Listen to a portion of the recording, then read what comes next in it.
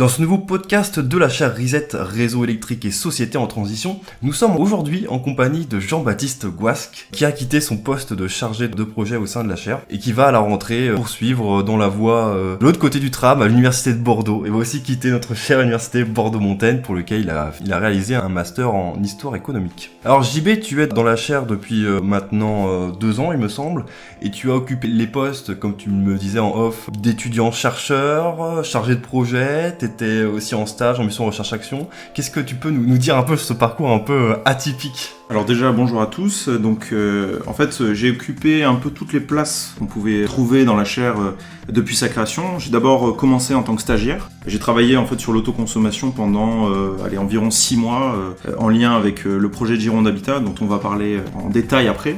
Ensuite, j'ai poursuivi, et du coup, on a voulu poursuivre ce travail avec Gironde Habitat dans le cadre d'une mission recherche-action. Donc là, c'est plus la fac, mais c'est la Fondation Bordeaux Université, qui est un autre de nos partenaires. Et puis en décembre 2018, voilà, j'ai gagné la confiance des coordinateurs, de Thierry Gibert, qui est l'ancien directeur régional d'Enedis, et je suis devenu chargé de projet. Et donc voilà, depuis le 31 août de cette année 2020, je ne suis plus chargé de projet. Voilà, j'ai laissé un peu les clés du camion à notre nouvelle chargée de projet, donc Anne-Charlotte Dion. Et voilà, je me prépare pour d'autres horizons, en économie, plus précisément développement économique territorial. C'est un nouveau monde et des nouvelles choses pour moi. Voilà, donc c'est super.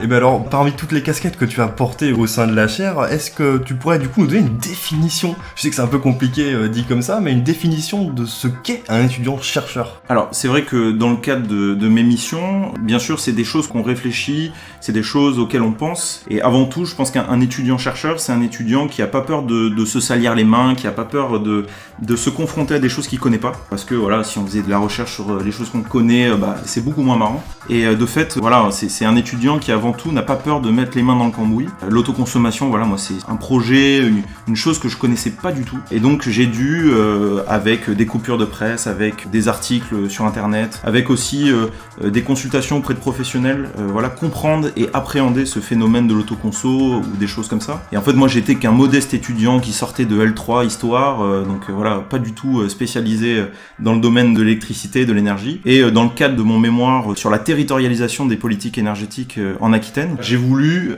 et j'ai eu cette curiosité de me pencher sur le phénomène de l'autoconsommation. Je dirais aussi pour être un bon étudiant-chercheur ou pour en devenir un, il faut aimer l'action et il faut aimer avoir toutes les casquettes, à la fois chercheur mais aussi aller rencontrer des professionnels, des institutionnels, aussi se confronter à des choses qu'on connaît pas trop, par exemple je dirais tout ce qui est entretien téléphonique, entretien en visuel avec des personnes. Voilà, c'est une casquette multiple que représente l'étudiant-chercheur. Donc voilà. Au final, l'étudiant-chercheur est forcément synonyme avec recherche-action. C'est un peu ça en fait. On a besoin de recherche pour préparer le terrain. Je dirais, appréhender le terrain dans lequel on va devoir rentrer en action, c'est important. Et du coup, se préparer à ce qu'on va avoir, au sujet qu'on va évoquer. Et par la suite, voilà, être en action avec des partenaires, avec des professionnels, et toujours garder la face, même sur des situations qu'on maîtrise pas ou peu. Donc voilà, c'est aussi ça, être étudiant-chercheur, c'est se préparer à tout, et de la meilleure des manières possibles. Se préparer à tout, mais c'est aussi devenir un spécialiste sans forcément le vouloir à la base, puisque aujourd'hui tu es un peu le fer de lance de l'autoconsommation collective à la chaire Reset. D'ailleurs, comment tu en es venu de ça ?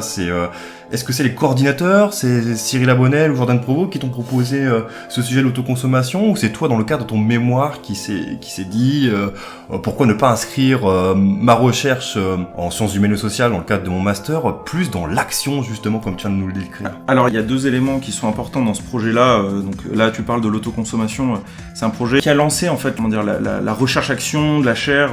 On l'avait déjà avec le compteur Linky qui avait été porté par d'autres étudiants-chercheurs par le passé. Et là en fait ce projet-là il a été soutenu par Enedis qui est notre mécène. Et par conséquent, Enedis a pensé à la chaire Reset pour accompagner à la fois Enedis dans le suivi de ce projet-là sur le plan sociétal, sociologique, etc. Et puis suivre Gironde Habitat qui avait besoin aussi de nouer ce contact ou de le renouer dans le cadre de ce projet avec leurs locataires. La chaire Recette est arrivée un peu sur la pointe des pieds dans un projet qu'elle maîtrisait pas trop, sur lequel elle n'était pas forcément placée. Et petit à petit, on s'est adapté à la situation. On s'est adapté à ce projet-là, à ces thématiques-là qui sont un peu complexes de prime abord. Et de fait, voilà, moi j'ai été un peu catapulté sur ce projet-là parce que je maîtrisais pas du tout. Et en fait, on a formé une sorte de tandem avec Cyril Abonnel sur ce projet.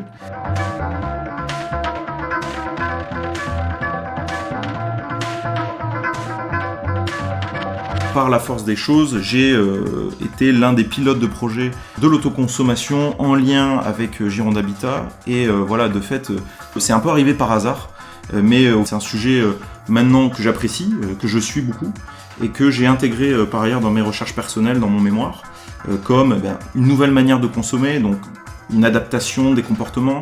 Il faut vraiment aussi penser l'autoconsommation comme une nouvelle manière d'appréhender l'énergie et les réseaux sur le plan géographique et territorial. Et donc voilà, c'est pour ça que ce sujet-là, je maîtrisais pas avant, j'ai petit à petit, je me le suis approprié et c'est quelque chose que j'aime beaucoup maintenant. Tu parles de l'implication des sciences humaines et sociales dans le domaine de l'énergie, dans ce que ça implique, mais quels mots adresserais-tu aux étudiants passionnés par ce sujet-là, qui voudraient s'impliquer comme toi, qui s'est engagé, si je puis me permettre, il y a 2 années de ça, au sein de la chaire? Qu'est-ce que tu adresserais comme mot à ces gens qui, on sait très bien en SHS, il n'y a pas forcément énormément de débouchés, il n'y a pas forcément tout le temps de la recherche-action sur le terrain. Moi je sais que par exemple, j'en ai jamais fait, comme vous avez eu la chance de le faire. Qu'est-ce que tu dirais à ces étudiants-là qui aimeraient aider, participer, contribuer comme tu l'as fait à ces sujets-là, comme l'autoconsommation collective, ou la sobriété énergétique par exemple? Voilà, ça c'est vrai que c'est des sujets qui ne peuvent plus être seulement aux mains d'ingénieurs, parce que la technique, on en déborde, c'est la technologie, etc.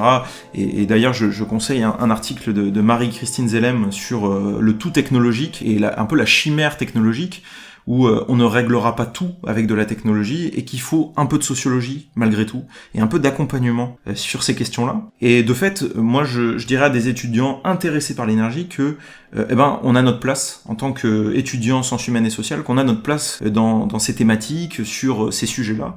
On a vraiment notre place.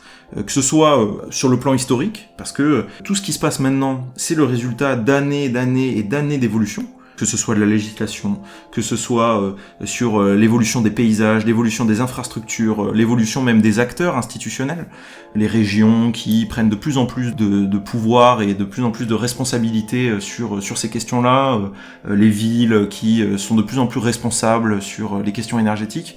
On a vraiment un rôle à jouer, j'allais dire, dans l'écosystème énergétique à l'échelle locale, régionale, nationale. On a vraiment notre place parce que très souvent, voilà, c'était le fait des ingénieurs. Ce qui pose de plus en plus de questions maintenant, c'est comment s'adapter, quelles sont les solutions alternatives et surtout comment convaincre les gens que autoconsommer, rouler en vélo, avoir des panneaux solaires, avoir une voiture électrique ou une voiture hydrogène ou une voiture au gaz naturel, c'est mieux pour la planète. Voilà, il y a besoin vraiment de personnes qui sont capables de faire de la pédagogie sur ces questions-là. Je sais que en histoire, en sociologie, on est souvent cantonné soit à la recherche pure, soit à l'enseignement. Et alors que ce soit pour mon cas personnel, mais pour d'autres, pour toi Rémi, pour Benjamin, pour d'autres, qui ont fait le choix vraiment de faire leur master histoire quelque chose de mieux, quelque chose de concret. Et voilà, moi c'est le choix que j'ai fait à titre personnel. Et moi c'est ce que je conseillerais à tous les autres étudiants qui s'intéressent à ces questions-là. Tout simplement de s'intéresser, de s'impliquer dans des projets. Et voilà, moi c'est pour ça que la chaire, ça a été un tremplin et une opportunité exceptionnelle pour la suite.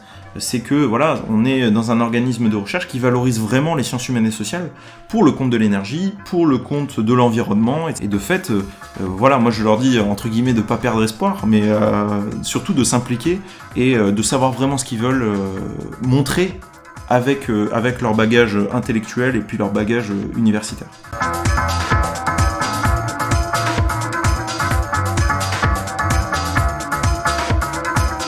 Alors tu nous as parlé de la suite. Qu'est-ce que tu peux nous dire sur ton avenir du coup, vu que tu quittes ton poste de chargé de projet? À la rentrée, tu vas rejoindre un autre master, IDET, à l'Université de Bordeaux. Et qu'est-ce que tu peux nous dire du coup sur la suite? À mon avis, il n'y aurait pas eu de suite sans mon expérience au sein de la chaire Recette. Et moi, c'est pour ça que je souhaite continuer et garder ce lien quasi permanent que j'ai avec la chaire, avec Jordan Provost, avec Cyril Abonnel, avec Benjamin Jouve, C'est des contacts que je souhaite avoir pendant très longtemps. Et de fait, mon expérience au sein de la chaire Reset a permis de construire un parcours qui est atypique. C'est pas la voie royale pour parler d'énergie et pour y accéder, mais par contre, on a une expérience de terrain, on voit des professionnels, on voit des partenaires. Peut-être ça qui fait notre plus-value au sein de la chaire. Et de fait, moi j'ai décidé de poursuivre ma formation au sein de l'Université de Bordeaux dans le master IDET, donc ingénierie de développement économique territorial.